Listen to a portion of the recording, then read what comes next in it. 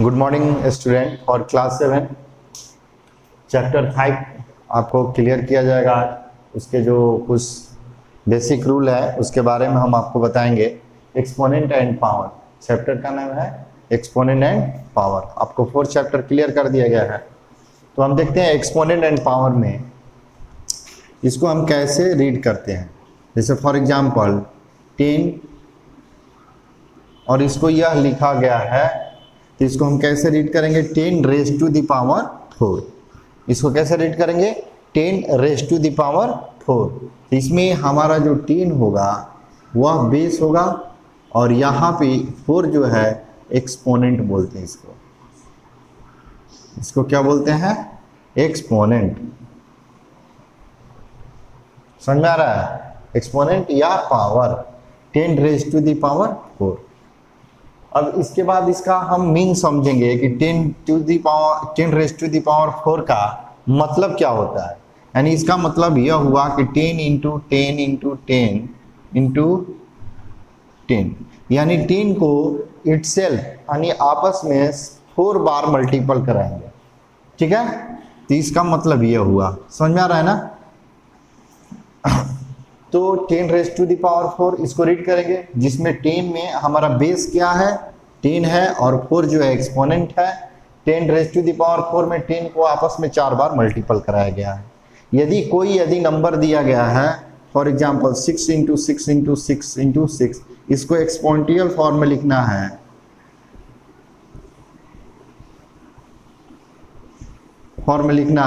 तो हम कैसे लिख लेंगे? फॉर्म ऑफ, तो यहाँ पे 6 इंटू 6 इंटू 6 इंटू 6 यानी 6 कितने बार है? 4 बार है, तो 6 रेज़ टू द पावर 4 मेरा यह आंसर हो जाएगा। ठीक है, तो यह हमारा हुआ इसका mean. 10 raise to the power 4 इसको रीड करेंगे, जिसमें 10 बेस है और 4 मेरा क्या एक्सपोनेंट है। इसका मीन हुआ कि 10 को 4 बार आपस में मल्टीपल कराएंगे। यदि इसको एक्सपांडेड फॉर्म में लिखा गया है और इसको एक्सपोनेंशियल फॉर्म में लिखना है, फॉर्म ऑफ एक्सपोनेंशियल फॉर्म में लिखना है, तो कितना बार 4 को मल्टीपल कराया गया है? 6 को मल्टीपल कराया गया है, तो 4 टाइम्स, तो 6 रेज़ टू द पावर 4। बात समझ में आया? जैसे सेकंड एग्जांपल दे रहे हैं,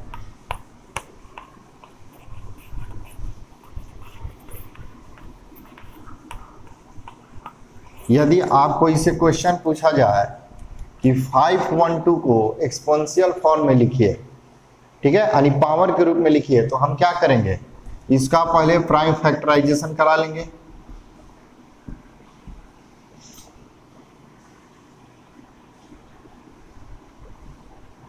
ठीक है,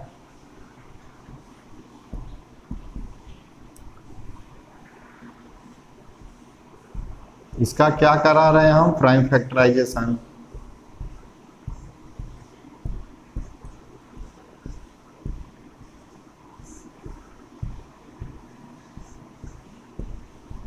ठीक, यानी 512 इज इक्वल टू, इसको एक्सपोनेंशियल फॉर्म में लिखना होगा, तो 2 इंटू 2 1 2 3 4 5 6 7 8 9।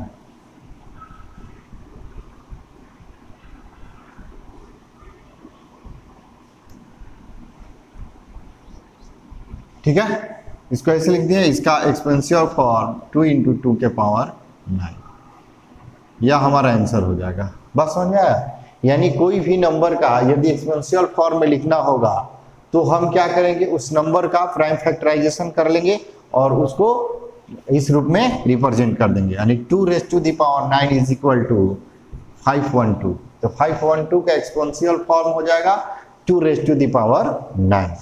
ठीक है, तो इस चैप्टर में अब हम आपको कुछ लॉ के बारे में बताने जा रहे हैं। नेक्स्ट टॉपिक मेरा रहेगा लॉज ऑफ एक्सपोनेंट। क्या है? Law of exponent.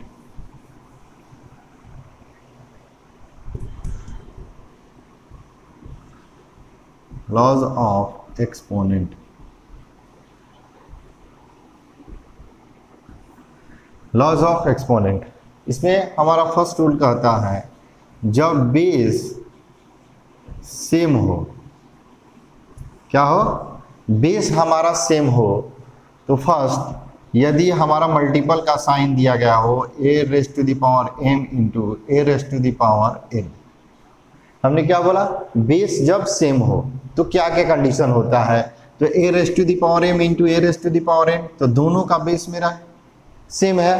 तो इस कंडीशन में जब हमारा दोनों बेस सेम है तो पावर आपस में क्या हो जाता है, ऐड हो जाता है। इसको याद रखिएगा, मोस्ट इंपॉर्टेंट इस चैप्टर को समझने के लिए आईएमपी रूल्स हैं, यानी मोस्ट इंपॉर्टेंट रूल।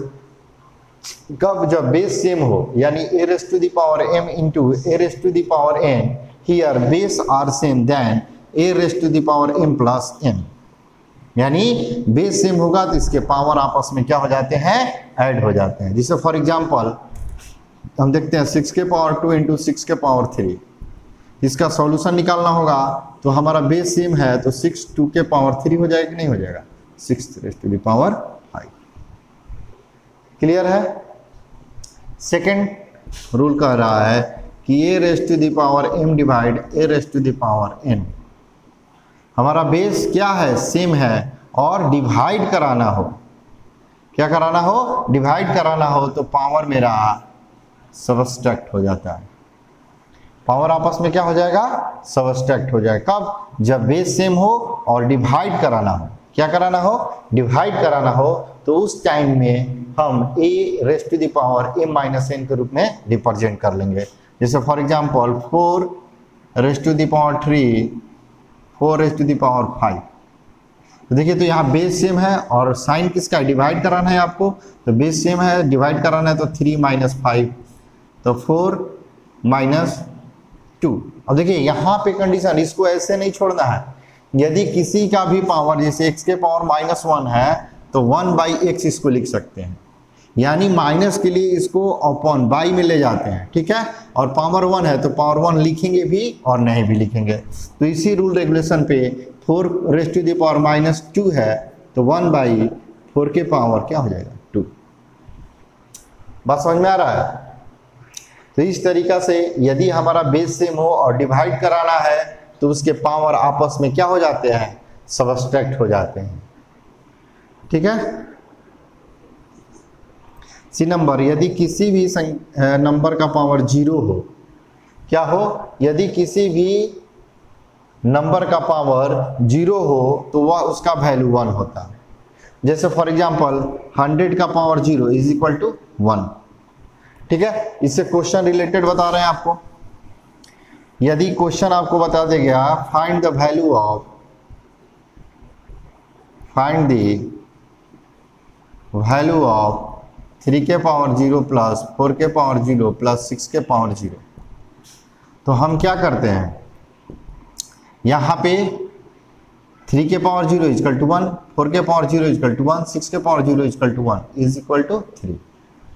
बात समझ में आ रहा है। यानी हमने क्या सीखा, यदि किसी भी नंबर का पावर हमारा 0 रिप्रेजेंट हो रहा है तो उसका एग्जैक्ट वैल्यू क्या होता है, 1 होता है, ठीक।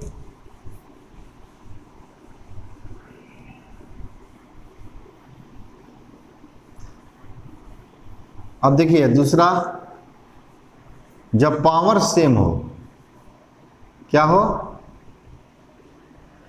पावर हमारा सेम हो तो क्या रूल होता है,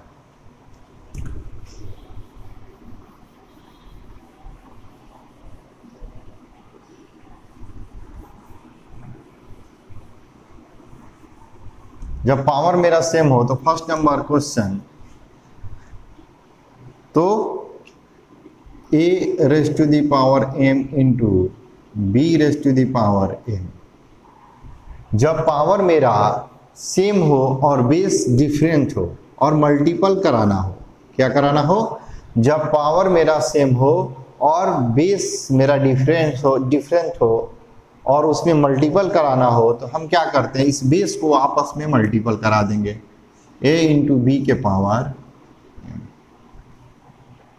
बात समझ में आ रहा है। जैसे फॉर एग्जांपल 6 के पावर 4 इंटू 7 के पावर 3, सॉरी 7 के पावर 4, ठीक है। तो यहाँ पे देखिए बेस डिफरेंट है, पावर सेम है और मल्टीपल का साइन कराना है तो 4 इंटू 7 के पावर 4 हो जाएगा यानी 42 के पावर 4।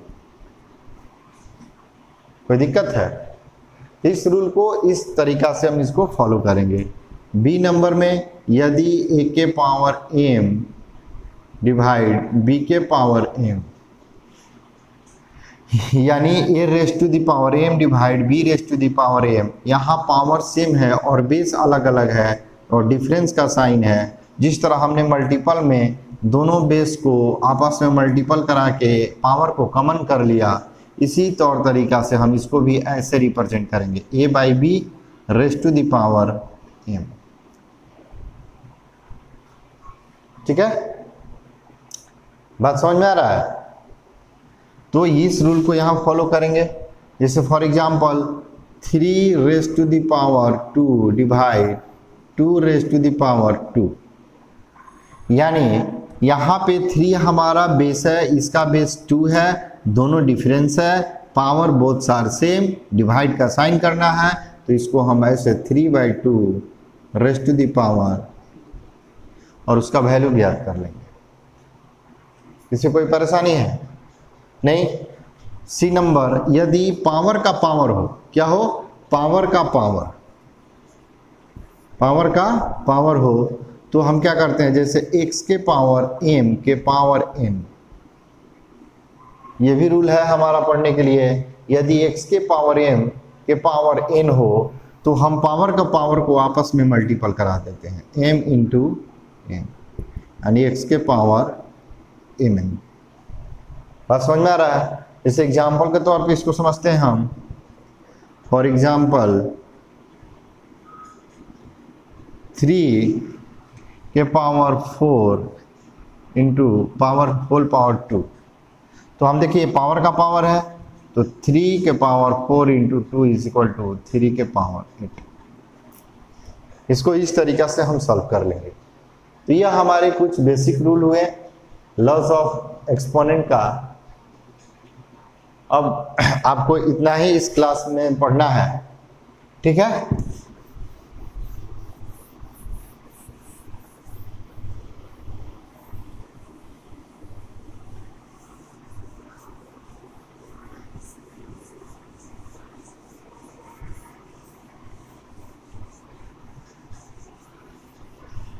अब हम चलते हैं इसी में, नेक्स्ट टॉपिक हमारा आएगा स्टैंडर्ड फॉर्म।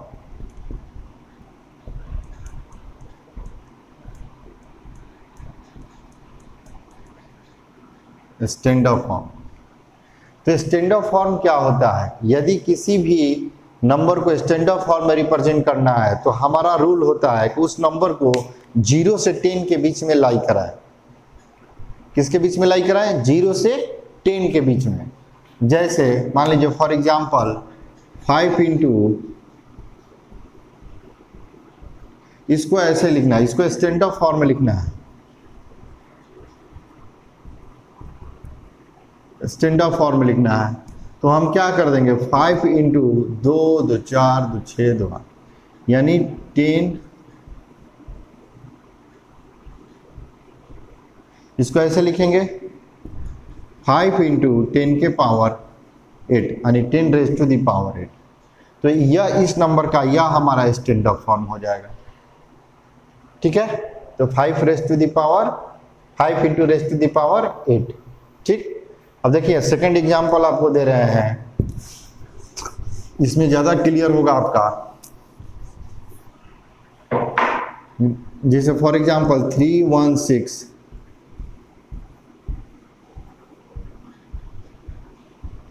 इसको यदि इतना बड़ा नंबर है, इसको स्टैंडर्ड फॉर्म में लिखना है।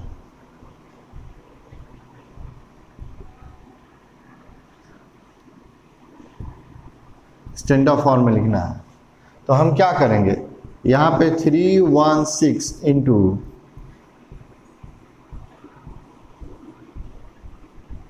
ठीक है, इसको ऐसे लिख दिए तो 316 इंटू 10 के पावर 9।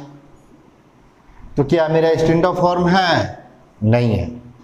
क्योंकि 316 into 10 raise to the power 9 है, लेकिन जो मेरा 316 जो है 0 से 10 के बीच में लाई नहीं कर रहा है, नहीं ना कर रहा है 316।